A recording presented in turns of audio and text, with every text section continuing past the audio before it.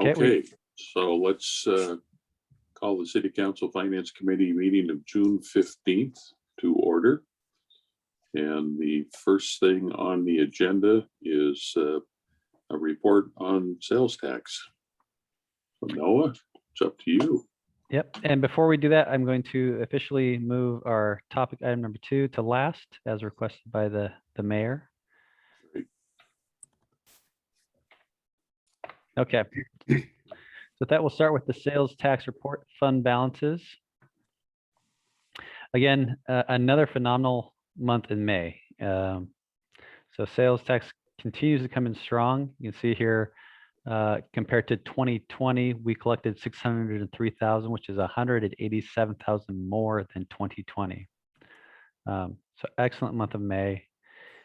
That brings us to a total of approximately 25% for the year over year actual growth and 31% over our budgeted fiscal year numbers for the first 6 months.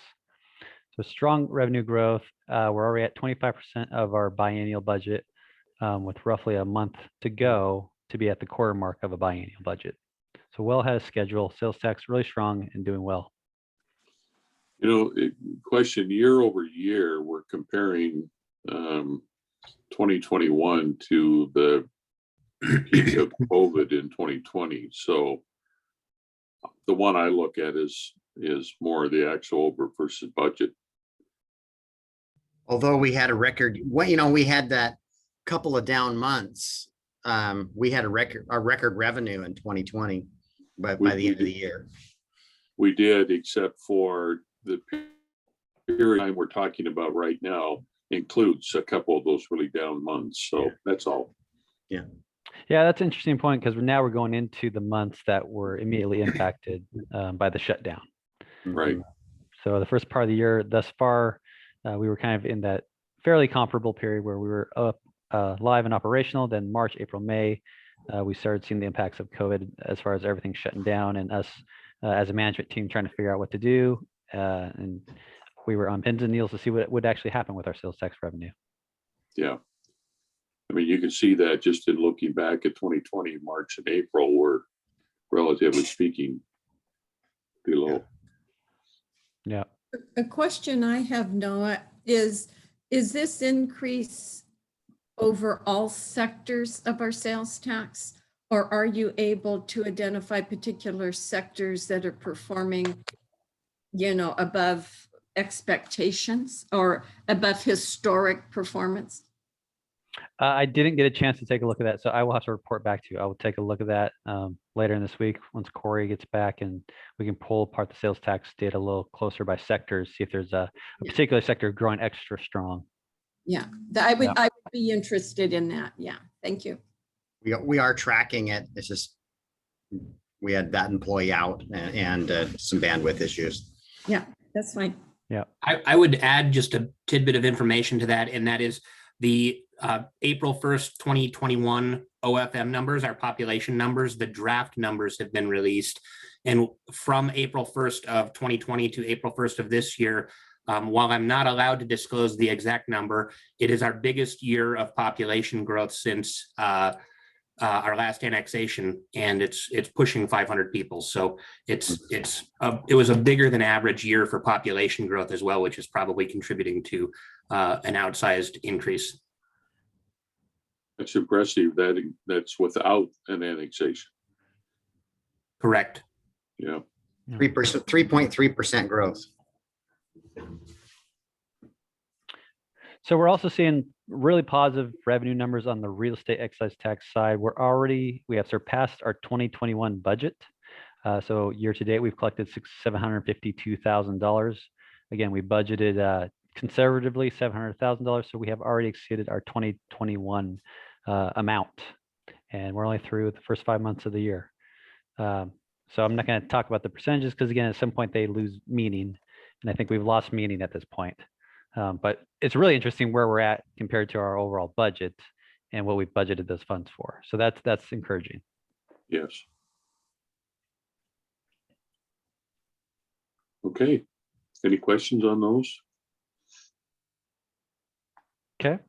If Nope. not, Then I'll move on to the monthly report. I sent the financial status report out on Friday. Again, it had all the good information on sales tax, REIT, and our other funds. So we always like to take a look at our overall fund, all our funds performance. And again, even through May, we have healthy fund balances in all our accounts, all our operations, as well as capital. And we've talked about this at the last couple of meetings, and with such healthy operating balances, I've gone to making monthly transfers from our operating fund to our stabilization fund. So you'll see transfer amounts in the storm stabilization, water stabilization, and sewer stabilization, a monthly amount. So we'll slowly add to that throughout the year. But even with those transfers, you can still see that the operating funds for all the accounts are still very strong and healthy, including storm, which is at $2.25 million. Since you mentioned that fund balance, and Noah and I've talked about this earlier in the week, maybe it was last week, they all blur together. But Mark, where are we at in those real estate negotiations for that piece of property out in the Flower Meadows area? Charlie's working on a purchase and sale agreement. We've had a couple meetings with him. Okay, have you started an appraisal? Has Colby started on any type of an appraisal or evaluation? Because that's going to be part of the process too. Not yet. We were, Charlie was working on getting a draft agreement together. Okay. So based on what we're seeing here, we likely can use operations funds from stormwater and make a transfer to the capital fund and just buy that piece of land. So our fund balances are healthy enough to do that. Yeah, and the other thing that we briefly talked about is so far I've only moved money for 2021 from the general fund to our street fund, but there is 22 transfers that are still available to be moved. Now, normally we would watch this very carefully and not make that transfer till 2022. There's about $450,000 worth of transfers from the general fund to the street fund to complete our total biennial budget approach. So one thing I've been thinking about lately with the general fund being so healthy is perhaps we look at making those transfers in 2021 as well. And that would complete the general fund to street fund transfers for the entire biennial budget. So it'll give you a little more live picture, I guess, of where that general fund balance is, because then we won't have to continue to think, well, next year I'm going to make additional $500,000 from the general fund to the street fund. That's already part of the budget. It kind of gives you a real time perspective then from a biennial look. Sounds like a good approach. If we have the cash flow to do it now, let's do it.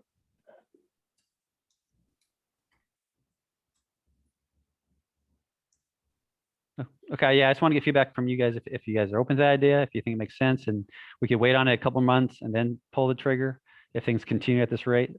Well, I mean, what's the upside versus downside? To me, it's just an accounting function, right? Right. Yeah.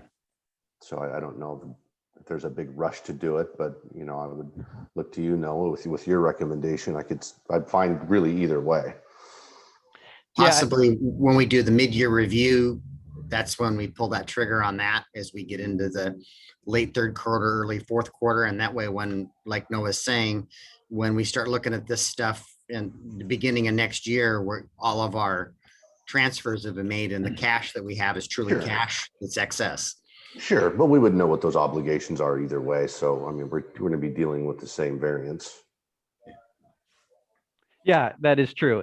And you're both right. It's a matter of knowing what we're obligated next year. Mhm. So why we see that balance in the back of my mind, okay, what are our future obligations a part of this biennial budget? Could we satisfy those now? And then we truly do have that kind of free look at the cash flow.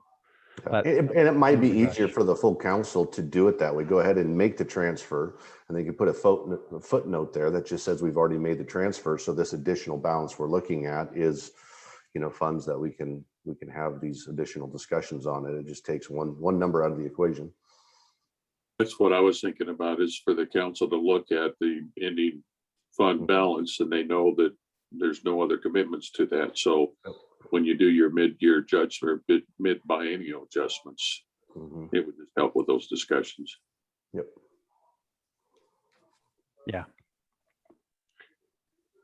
So overall, again, solid fund balance is really healthy right now. So that's all great news for Port Orchard. Have we ever thought about just, and again, this isn't for tonight, I know we got a lot to discuss, but what is the appropriate balance for, some of our operating accounts, sewer operating, water operating? I mean, how much could it get to the point where it's too much, or is even that possible? I don't think it's possible in sewer and water with all the capital needs that we have. But- Just making a transfer over to, So got- we can move yeah. it from operating back to capital. we could, but the operating side of it too is where the rates come from. Understand? So we likely then don't need to raise rates if we've got plenty of money in the operating fund. Right. You know. Absolutely. You, a while back, didn't you go through a little exercise with us as to what were appropriate balances? Yeah. So right before, I think, the biennial budget, or maybe as a part of that process, we adopted and updated our reserve policies, Mhm. which talked Right. about a true stabilization count and then having that working capital for operations. And like I said at the time, as soon as the stabilization accounts are fully funded and we're meeting our cash flow for the operating fund to continue to maintain, anything else is truly surplus to be used for capital projects, adding employees, all those kind of things. And so that's the target really we got to watch, is as long as the reserve funds are fully funded, we're just looking at working capital at that point. Right. Great. Thank you. And then, as the mayor would say, we'd always want to look ahead at those large capital projects, water, sewer, that are going to require some funding. And if we do have healthy balances, maybe we do make some policy decisions to transfer some of that money from our operations to those capital funds in anticipation of those projects coming down the pipeline. And I believe this council has done that in the past. And that's why we do have a balance in our 304 fund, our street capital fund. Some of that has already taken place in the past when you guys prepared for Tremont. So you can take a similar approach. And it's an opportunity to maybe take some operating money that we would have intended to make debt service payments, that now we don't need to borrow as much money. I mean, but we want to have, I think, sufficient reserves for a downturn, in those operating accounts to make those debt service payments, because I think some of these big projects are going to require a borrowing. Yeah, these are all great problems to have. So They are. Yeah. So that's all I had on the sales tax and the fund balance, as well as the monthly budget report. Unless you have questions on that report specifically, we can move on and allow the mayor to talk about personnel. Thanks, Noah. So we've got a number of positions we want to talk about here tonight. One is this human resource specialist position. As you're probably aware, we our front counter person, Michelle, left us here in the last few weeks. She accepted a job at the county, and it gives us the opportunity to step back and look at really what our needs are. We need some help at the front counter. We've got an intern that's starting tomorrow, and I think that's going to be an ongoing approach every summer, that we're going to bring some of that type of help in going forward, because it's a great opportunity for us and a young adult who's going to college to come in and get some work experience here at the city. And but we our growth and our additions to staff, and when you have more staff, you have the opportunity for more turnover. And it is our HR manager, Debbie Lund, is pedaling about as fast as she can, and there's policy things that she's still not getting to. So I believe that we have an opportunity here. Well, it's not ideal to put this person up at the front counter. We still have to staff that front counter, but we need to give Debbie some administrative support. And I've talked to Brandy, and I and Debbie have all met, and we're going to the two departments, or the administration department, because we're all kind of under that umbrella. We've got a couple of employees that will share in covering that front counter. And I think we've got an opportunity here to elevate this position a bit and bring in some higher skill set, and give some additional support to our HR department. So that's my pitch on this. And Debbie, what did I miss? Actually, I think you captured the essence of it. We've done some market research to establish the pay range. This is actually a position that our salary survey contemplated. It looked a little different in the salary survey, and as the mayor stated, and the opportunity we have when an employee leaves, we always want to take that opportunity and make sure we're structuring it in the best interests of the city at the moment we need to hire. So on an annualized basis, this will cost us about $10,000 more a year, but we are bringing in somebody that with, college education, likely some skills in this field, we hope.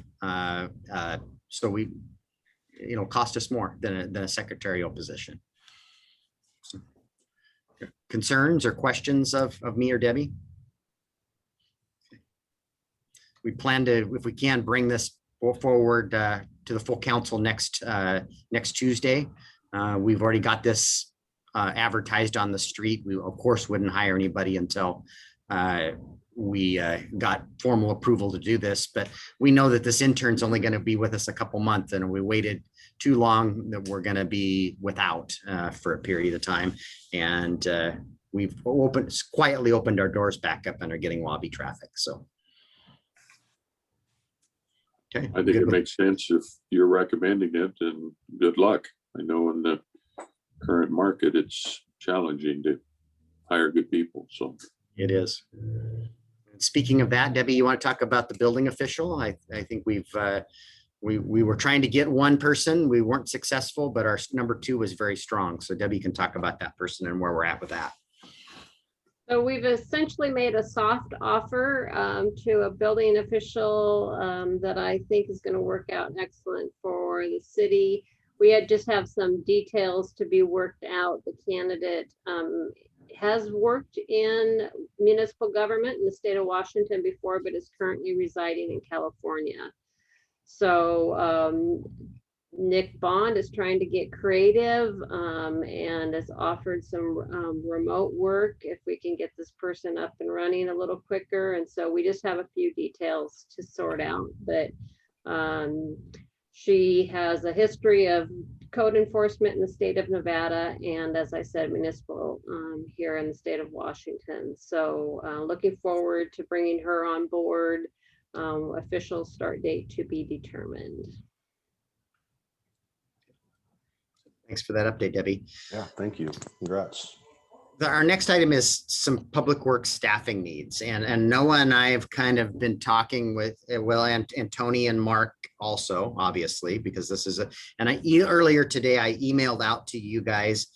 I really wanted for us to do this. I really wanted a work plan and what it is we were going to do, be able to achieve and do if we put some more resources into boots on the ground in our public works department. And so earlier today, I emailed that out to you. And the first portion of that document is the things that we have to do every day and every month and every year.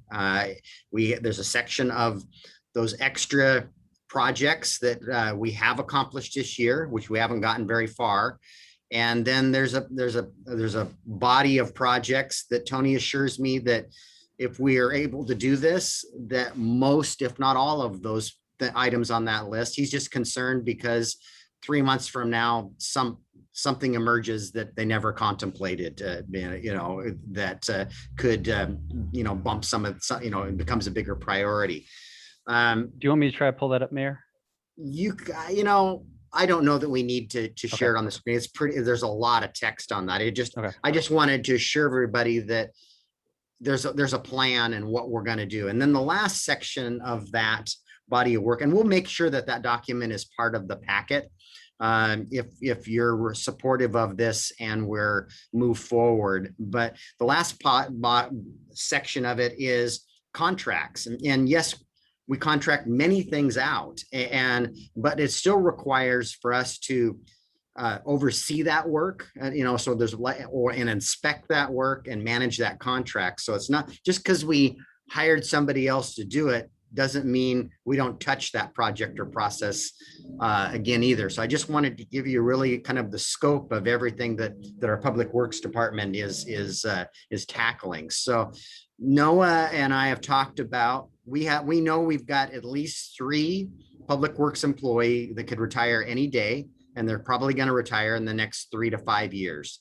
So the proposal would be to hire 2 Public Works employees. All 3 of these are Public Works, but I'm not, what is the term for their, we've got laborers and then we've got standard Public Works employee. Okay, we got 2 different grades. To hire 2 standard employees and then 1 laborer, which is a lower pay range job that doesn't have the skills that the others would have. We would take 5 years of wages and benefits. We have the cash, and we would set that money aside and not obligate it for anything else. And in the event that we have an economic downturn, we will manage. We'll be able to fund these folks through that economic downturn. And then as the attrition happens with these employees that we know are going to retire, then we just don't replace those folks as they retire. My crystal ball is no better than yours, whether where we're headed up or down or sideways. But what I know is we're sitting on a tremendous amount of cash. I see this as an opportunity to deploy some of that cash and into services to our community and things that our community, that our citizens will see out there in our streets, sidewalks, and roadsides. So Beck, I see you raise your hand. Yeah, I have a question. When you talk about the 2 that you want to bring on in this standardized, is there a particular skill set you're looking for? We haven't gotten there yet. You haven't got there yet. It's I'm assuming the labor is more general, but I know in the past we have hired people with specific skill sets that we were needing. Yeah, we haven't gotten that granular yet, but okay. And the job description is pretty basic, and we'll evaluate that as we recruit you. And in this job market too, we may not be able to be that picky. Yeah. We're so I can't answer that affirmatively. Yeah. Okay. So basically, you're wanting to bring on 3 now.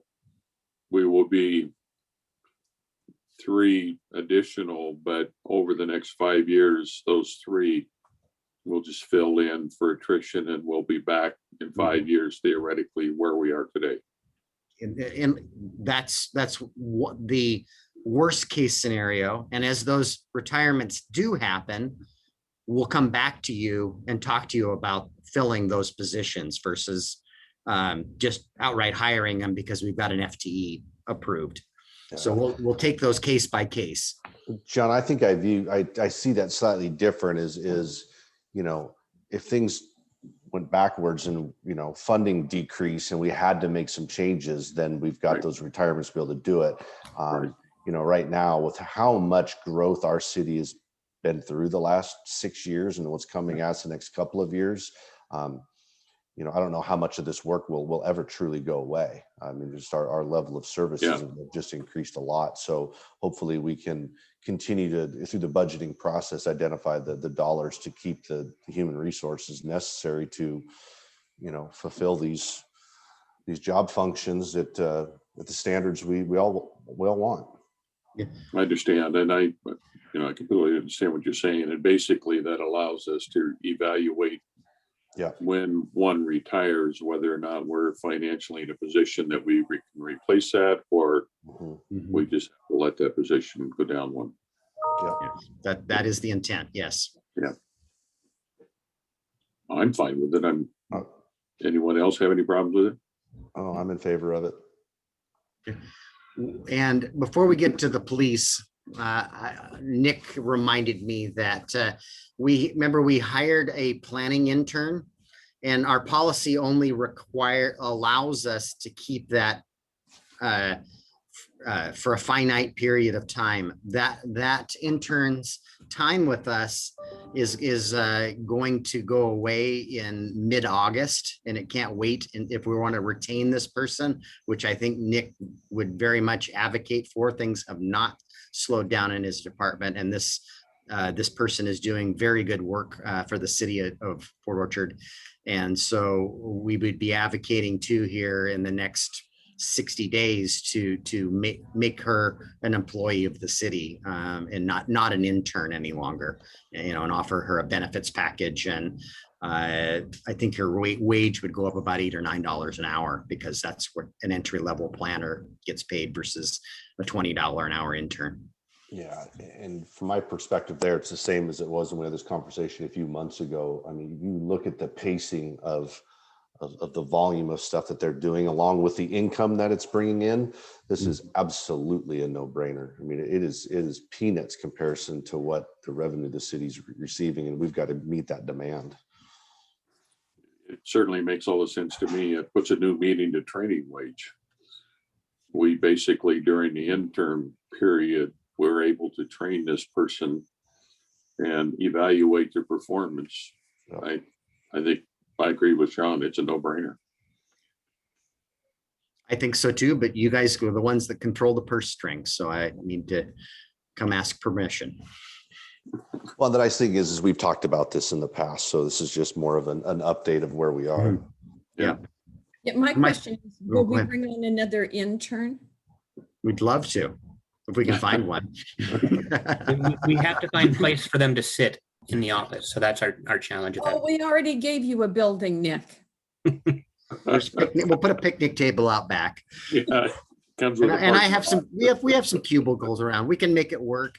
And I see our future here. We're not going to have everybody in the office anymore 5 days a week if they don't have to be. And so you won't own an office or a cubicle. We've got Flexible workspaces. Yeah, exactly. And devices that can be plugged in anywhere. So we can, if we find the right person, we'll find a place to put them, even if it's on a picnic table in the back. Well, we not only have learned that we can operate remotely, but COVID has also taught us that we may not need the lobby any longer. So there's some square footage too. Yeah. I've got Debbie and I have a wager about when we put the cubicles out, the 2 workstations outside our office, and she says, we should do 4. And I said, we don't need 4. And so if in the next 5 years, we needed 4, I got to buy her lunch. So, I might be buying her lunch. Okay. Last item is the police, last item on this personnel matter. So, our police department is no different than many of the other police departments throughout our state and in the county, and they're having a tremendous challenges recruiting. And so we've done we surveyed the other jurisdictions in Kitsap County in particular, and what are they doing for recruitment tools? And we have a pool of applicants right now that we're working through. And we're not proposing that we initiate this with this pool because they're already working through this pool. But if we don't get what we need out of this current pool and we're starting over again, I think we need to try to elevate the quality of the applicants that we're getting. And since we started this little project a week ago, Bremerton was at $5,000 and has recently increased it's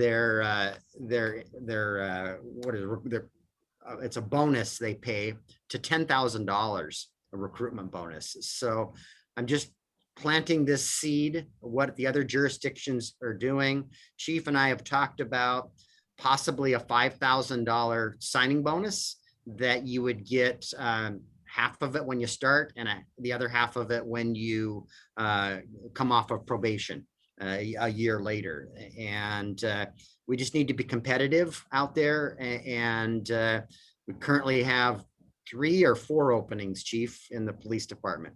3, and a couple of people that are really close to retiring, and 4 close to retiring. So that's not a good number. Have we lost any officers to another jurisdiction because of the bonus the other jurisdiction may be paying? We've gotten close a couple times, but we have not. I don't believe. Do you mean our officers leaving, or Correct. not as far as I am aware? I know that we have lost some applicants. But not any of our folks aren't jumping ship. I'm gonna knock on wood and say not as far as I know. Okay. So we're not asking for any action on this, just planting a seed, letting you know that we're having a recruitment challenge in the police department too. If we don't, like I say, we don't get what we're looking for in this current pool of applicants, we may need to up our game. Yeah, I would absolutely advocate for this. We have to be competitive. I mean, it's been, 6 years I've been at council, I don't think we've been at full strength on our police force. So whatever it takes to get there, I think the $5,000 or $10,000 incentive is a small price to pay for what we're receiving on the backside.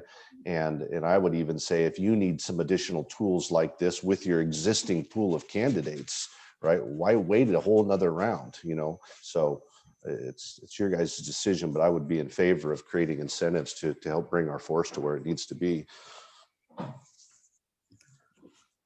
I think the other thing that I think about a lot, and I just experienced this myself at Transit, where there's another factor for bringing in new employees, and that's the current housing market. And it's really, really expensive for people to relocate if they have to. That's assuming that they can even find, someplace to buy. So I would be 100% behind this as well. If you need it, let's use it. All right, well, more to come on this one. I appreciate that. Thank you very much. Okay, now we get to be entertained by a PowerPoint presentation by Mr. Crocker. Yeah, sadly say, I think this is going to be one of my worst because this topic is quite complex, more than I anticipated when we started this whole journey. So I had a whole, as I was talking with Sean earlier today, I had a whole different presentation coming in tonight's finance committee and council meeting because I thought I had a clear path that staff were on board with where we were going. And like I said, this is moving pretty fast. We've had our first discussion last week on this, really, and this was going to be a follow-up to continue the discussion, kind of get better policy direction. Well, sometimes people take vacations, sometimes people aren't around. And so I really had 2 days to pull together a whole new kind of conceptual policy direction, as well as looking at other cities, looking at the code. So I think ultimately we're running out of time and we're trying to keep the group together talking about it. So what happened today was we had another staff meeting and some people came back from vacation and they started poking holes at the direction I thought we were going. So at that point I said, okay, I got to pause on some of these things. But we can still continue the conversation because there's still a couple matters that I want to run out to the council again. In particular, it was policy number 3 as far as the history and the history of ERUs. So I'm gonna jump in here. You see it's a lot shorter presentation, 7 slides versus the 23 last time, so that's great. Next time it might be back up to 25 once we kind of answer some of these questions. So I just want to remind the council as well as the public that are watching at home, currently, let me go back. Currently, we're set up to have a separate water residential, water commercial fee. The water residential capital facilities charge is based on ERUs, where the commercial charge is actually based on a meter size table. And then both sewer and commercial are separate fees based on ERUs. So what we've been talking about last week and staff is there a possibility to combining these into a single category just called water capital facilities charges? And we've exploring the idea of just going to an ERU base. So we'd have water and sewer both on ERU based and not make a distinction between residential and commercial because currently that's what's causing a more complex code and application of potential credits and exemptions from paying the fees. Another proposal would be for water potentially to completely move to a meter size. So it's almost the inverse of moving the residential to ERUs. It's almost moving residential to meter size. Now there's one meter size for residential, so that's pretty straightforward. And I guess we're still exploring the idea of what that looks like afterwards. But here is our current rate table. Again, we have the per ERU for the residential and the per meter size by non-residential and commercial. And we even started to talk about this one a little bit today, irrigation, why there's no capital facility. Why is there no capital facilities charge for an irrigation meter? So that kind of came up today as well. That's something we should probably revisit, explore, make sure we're comfortable with that policy direction or propose something different. Sewer capital facilities charge, again, the ERUs. General facility fee as well as the sewer wastewater treatment facility fee combined equal to $12,122, which is the most common fee for sewer capital facilities charges, because as we talked about before, this McCormick land treatment facility fee only pertains to I think 8 more parcels in our city. So if we simplified and went to this per ERU approach, it makes the table look a lot simpler. Simply have water capital facility charges based on per ERU. Sewer is already based on per ERU, so they would look in line and very simple. So this leads us to where we got last week, which was the third policy question. Well, how do you establish the ERU then? What is the metrics? Because when you have a meter, you know the size. It's actually a physical meter. You have the size, it's a flat fee. That's very clear and transparent. The question became, how would you establish what the ERU equals? And so there's 3 alternatives we're kind of looking at. And where we got hung up, and we're having Charlie do some research on this to see what legal options are available to us. So I'm not even sure if a couple of these are fully vetted legally, but it's what we're talking about. So the first one is alternative 1, a records type approach, in that we would rely upon the records that we have at the city. And if there is a record of a paid CFC, that establishes, quote, the ERU value, count number, and we can translate that into a financial value today that would be, quote, the credit or exemption from any additional charges. Then the question became, well, what if there's a record, but the record shows that they actually did not pay? What do we do in that circumstance? In that circumstance, the proposal is, well, if they did not pay, then they would have no credit available to them. So they would be responsible in this change in use going to mixed use, the full payment of CFCs, because they've never paid for this connection, even though they have it. Again, that's a records approach. Now, if you don't have the records, what do? And that's my fire situation, that there was a fire. We don't actually have records. We can't find the records. So what do? We do know that they're connected to the facilities. There is a water connection and a sewer connection. So they are connected to facilities. So we're proposing this using the current ERU count approach. And what that would mean is that we would look at the current, at the bottom here, the current consumption history to define what the ERU count is. And when I say that current consumption history, we're going to look at consumption over the most recent 6-year utility billing history. And based on the either an average or the highest 12-month period, use that data to establish the ERU count. So if we look at the history and it tells us that this facility used approximately what equate to 2 ERUs based on consumption data, then that would become the new established value for current ERUs.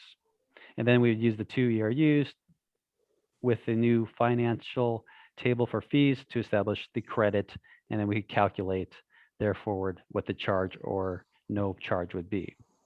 So that's alternative 1. Alternative 2 is kind of, actually I'm gonna jump to alternative 3 because then I'll get back to alternative 2. Current alternative 3 is only that approach. And again, I don't know if this is legal yet. Charlie's doing the research to see if we could actually do this. Alternative 3 is we don't care about the records. What we want to do is assess where the property is at now, do the current consumption, utility billing history factor, and establish the new credit amount at today's levels. Number 2 is kind of a hybrid approach. It's almost drawing a line in the sand and saying properties prior to 1995, we would take the current ERU count approach, meaning we don't care about the records. We're going to reestablish a new ERU base for properties that are older than 1995. Now, any properties from 1996, I guess, and on up, I defer back to alternative one. We're going to go back to the records and look and see what the records tell us, because those are fairly newer records. So perhaps the information is a little better than the really, really old records. So there's alternative 1, 2, and 3. 2 is really a hybrid of 1 and 3. I'm not even sure if 3 really legally works, but I kind of want to walk through this table, which I think does a better job of displaying the impact of the 3 alternatives. I hope. It's a pretty complex table here, but we'll start in the first column here. This is the no records column. And what you see here is under no records, was it paid for? Well, we don't know because there's no records.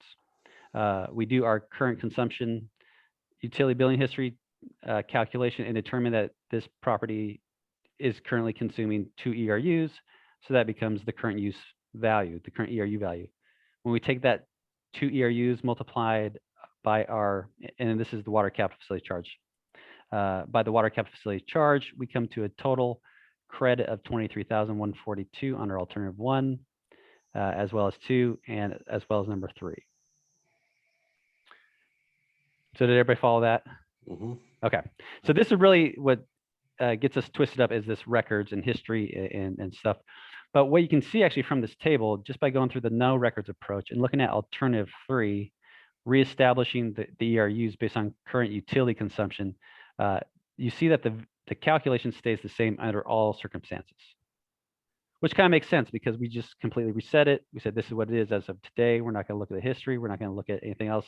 We're reestablishing today. So that would make sense why it would stay the same. You can see the impact of drawing that line in the sand now from 94 to 95, right? Anything after 95, we are going to look at records. Anything before 94, before 95, we're going to say we don't care about the records. We're going to take this current utility approach. And again, that's alternative 2. So under a world where we find a record exists and indicates no payment was made, again, this was a facility prior to 95, so in 94, paid for, we know that it was not paid for, so no, that's a 0. The current use, if we were to do the consumption test, we'd say, well, it's currently using 2 ERUs. Under alternative 1, because we have a record and it demonstrates they did not pay, they are not eligible for a credit, 0 credit.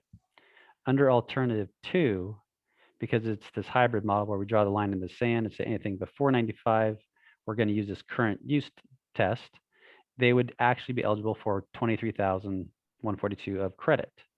And likewise, alternative 3, the current use test, $23,142 of credit. Now you see we flip to the other line of that timetable. We're moving to 95 now. Again, same scenario, record exists, no payment was made, 0, they paid for 0. The current use is 2 still. Alternative 1, they still don't get a credit. Alternative 2 now, they don't get a credit. And again, this is that hybrid model. And then again, alternative 3, we're going with the current use consumption as our kind of new baseline. So they would receive the $23,142 of credit. Now, if a record exists and indicates a payment, okay? So now there's a record and we can demonstrate that they paid for 1 ERU. Again, this is the 94, 95 examples. 1 ERU is paid, current use is 2. Under alternative 1, they'd be eligible for that 1 ERU credit, $11,571. Under alternative 2, they'd be eligible up to the $23,000, again, because we don't care about properties prior to 1995. We use the current use test, and we use the current use test under alternative 3 as well. So they both would be available for a $23,000 credit. Again, on the next example, after 95, we have 1 payment, 2 ERUs under current. Under alternative 1, they'd be available for $11,571 credit. Under alternative 2, $11,571. And then on their alternative 3, you'd still have that $23,142 credit because we are reestablishing the base. So I think this table kind of lays up the alternatives a little bit. Hopefully that you can digest the impact on the water side. But I think we're still vetting these. We're still working through these. We're not totally prepared to propose. And I need to get some legal guidance from Charlie once she's kind of reconciled the records question. The other part of the records question is we are trying to be proactive at being consistent about our records retention schedules. and all our documents have stated records retention schedules. So as we work towards those, we'll clearly identify what the utility CFC records retention schedule is, as well as the utility billing records retention schedule. And at some point, we might remove those records that are no longer required by the state, and we will only have those records that are required. And I believe it's 6 years for the utility, but we're going to again confirm that. So still lots of moving parts, still lots of discussion. The records piece, and looking back, I guess was the policy piece I want to run by the finance committee, is will the council see how you guys felt about that, if you guys felt strongly on any of the circumstances, or if they made sense how I described them. At some point, we'll get to an approach for establishing this ERU. So I'm open to questions. Go ahead. Yeah, I'll jump in. Again, not knowing if it's even legal or not. To me, alternative 3 just seems the most easy to understand. And I think not only from a policymaker, but from the customer that's coming in to deal with this. And I think it also sets the stage for something cleaner moving forward, where if we have, right now we've got pre-95 and post-95, and now are we going to need something pre and post 2021? You know, are we making this thing worse if we could get this down to compare apples to apples? Again, may not be able to do it, but to me it seems clean. And it also, to me, seems to be a little bit more incentivizing for redevelopment, right? What we're dealing with on this point is redevelopment, not new development. And so if we're able to try to work with that individual that's looking to redevelop, there's so many other positives that are coming back to the city for redevelopment that, you know, this seems like a decent plan. We could always change it in the future. You know, that's one point. My other point is I know we've done this in the past at work studies and council meetings. Do we want to open up this debate tonight with the full council when we don't have, there's so many unanswered questions? Are we just adding additional confusion where maybe we should, you know, get staff to where they feel comfortable of moving forward more, I don't know, maybe a stronger recommendation or two with all of the facts behind it? I think sometimes we get kind of caught in debating things that are so theoretical and we just don't have the information. And it might not be a bad idea to postpone this, but I'm but one person. Go ahead, Beck. Okay, I was just going to say, when we're talking redevelopment, which is when we're mostly going to give people, we're going to recognize their historic water usage is what we're talking about. And did they pay a connection fee at the time they originally built their building? Well, I'm here to tell you, anything built from 1995 forward is a new building in Port Orchard. The buildings that are in need of redevelopment were built long before any records, or I suspect any connection charges were ever. So I think doing historic records, I think, is just an exercise in futility. It's cumbersome. Find It's really anything. cumbersome. I don't know where it gets us. Right. It doesn't get us anywhere. We're going to have to go on historic usage. And if we use a 6-year time frame that you're suggesting here, if we look at one property right now that kind of initiated all this conversation, over the last 6 years, I'm sure there is a 12-month highest period when that was a functioning business. Now it's sat empty for the last couple of years. So an average is not going to be necessarily an appropriate number to work with either. So I kind of like that historic average or the highest 12 months. And I agree with Sean on alternative 3. If that is legal, I think it's the cleanest thing. I don't see any reason to try and do any record research. You know, it's just And where we have additional safeguards, guardrails on this is the way we've come up with these new CFCs, right? Part of the new calculation for the new CFCs brings forward the interest from the existing assets. And so Right. they are still contributing back to what was old. And so in a sense, you could argue that they are paying, some fair share of the old stuff. And if we didn't do that, you could argue that they're being triple charged. Right. Yeah, and I tend to agree with Sean. If we, again, on the agenda item for our work study, what is it that we want to accomplish with discussing it tonight at work study for the full council? Right. I would rather have the finance committee kind of come to some sort of, we could also make a recommendation when we get to full council. I just don't think we're ready for that conversation yet. And if we just look, I don't know. I think we confuse people, and I don't know how it looks in the public eye when we're debating things we don't have answers to. Yeah, and I'll say, I think, again, this is moving very fast. We have 2 days from last discussion to get some direction. And by the time it all came together, I thought we are on a path. I thought we had a recommendation from the staffing level, but then getting additional input, I guess, really helped. I keep asking, someone push back on this because I don't know if this is right. I don't really know the ripple effect of making this change. So push back if you see something. And there was a little pushback, and we just said, okay, I'm not ready to push this out until the staffing working group, really consensus level buys into the whole approach. So I'm fine with tabling it for the night. Again, this is on the fast timeline because we were trying, I can't remember why, we were trying to get some language adopted by the end of the month. And Nick might have more to say on this, but I thought it had to do with a certain property pulling building permits, but I don't remember why this is on such a fast track. I think it had something to do with that. Well, and I'll let Nick chime in here in a moment, but I think, we've increased the rates and we've given a grace period to folks that had their permits in before a certain date. That grace period is going to end in August, at the end of August, I believe. Mm-hmm.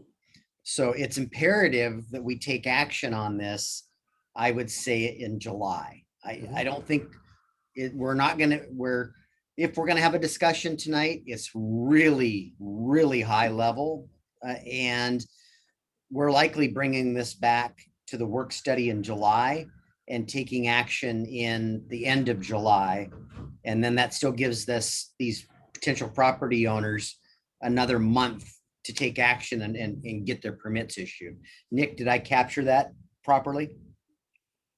Yeah, I think that's good. And it's really not one project. It's like 5 individual things that have been combined together in this task, whether it's we have a live work building that's being permitted right now at the corner of Sedgwick and Sydney. The permits are ready to issue. They haven't paid, but we need to tabulate how much they owe in fees. And it's given that we have live work units, going to this per ERU model makes things much cleaner.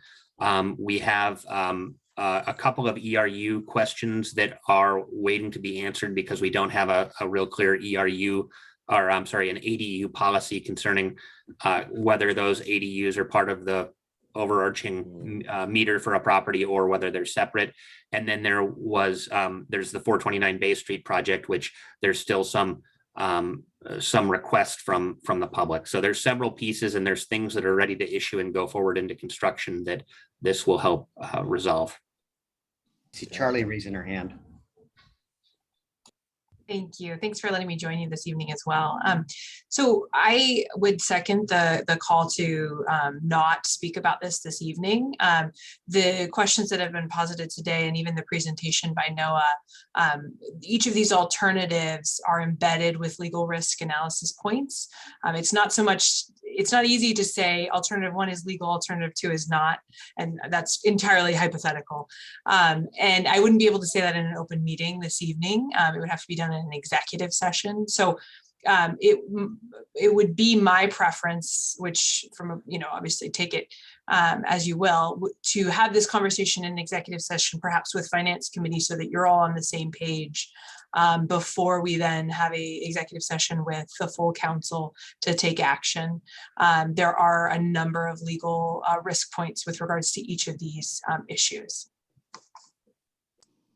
I like that. I'm totally in favor of that. I guess I would chime in by saying that I concur with both Sean and Beck as far as liking alternative 3 for being simple. But I guess I would also concur, and for me, it's mostly, we're not ready for a more in-depth discussion, especially in light of what Charlie just shared. We need to have more information from our attorney on, it sounds like, more than just the legalities of alternative 3. So I think we're just wasting time if we take it to the full council at this point. And creating more confusion and probably creating more legal risk. The perfect trifecta that we don't want to enter. Well, and I think equally as important is we don't have a consensus from staff, which That's right. is the preferred. And, Yep. we're just throwing spaghetti at the wall with this. So I really think that we need to have more time for staff to really take a hard look at these, including our attorney, and making sure that we're ready with whatever we're going to be presenting as options and why. Yeah, I agree. Well said. Just took an hour out of the meeting tonight. Yeah, see, I knew it was gonna be short. So perhaps It really wasn't my intention, but perhaps we can schedule, again, I don't know if we, just due to the timelines of when we regularly meet, if we want to propose maybe having a special session or even take this to utility committee. I guess I'm looking at you, Rob, to see what you would prefer us to do. I would propose that, this group meets ahead of the work study. I would propose that we bring this back in July's work study. We just we're not, tonight, we just say, we're going to table this. We're not ready and staff's not ready to give a recommendation. This is a bigger issue. nor the finance committee. Yeah, well, I'm not even going to tell it what committee we're going to, because I don't want to get other people's noses bent out of shape. And if we're ready to present it at the utility committee, we will. They meet next week. I don't think we will. And they're going to meet after the next work study too. Or do No. meet? They meet 2 weeks from now. Okay, so it's possible we'll be Right. ready to present something to utility committee. And if we can, we will. That's And- fine. And if for sure, we're going to bring it back to this committee right ahead of the work study. Yeah. But realistically, we need a month to work on this. And I think that's the key part is we need more time collectively. We need more time to work on this, whether it goes utilities, whether it comes back to finance, it's going to go before the full council at some point. So it doesn't really make any difference to me. Yeah. And I'd appreciate Charlie continuing even at the committee level to let us know if we should be in executive session on any of these matters. Yeah. Okay, that's great. I think we got the guidance we needed, and we'll kind of strategize the next conversation later. Perfect. Okay, so that concludes our agenda, if I'm reading the agenda correctly. Got one good of the order. We're ready for a Zoom committee meetings up in the council conference room. So next month, whether you want to be in person ahead of the council meeting, or you can't get there in time and you want to do it in Zoom, we're going to be able to accommodate either. And then we'll let that'll be our recording device is Zoom, and the ability for the public to watch the meeting too. So we put a camera on that TV, and we can sit around that conference table and conduct a Zoom meeting in person with some of you or all of you. But we However will you be in want it. person for the council meeting that follows this meeting, correct? Yes, So there may not be a window for commute time depending on correct. where you live. Yes, that's right. So we likely want to come in person, but if you need to, it'll be available to you to participate by Zoom too. Perfect. Sounds good. Okay, is there anything else for the good of the order? Thank If you. not, we've got 30 minutes before the next one. So see you all soon.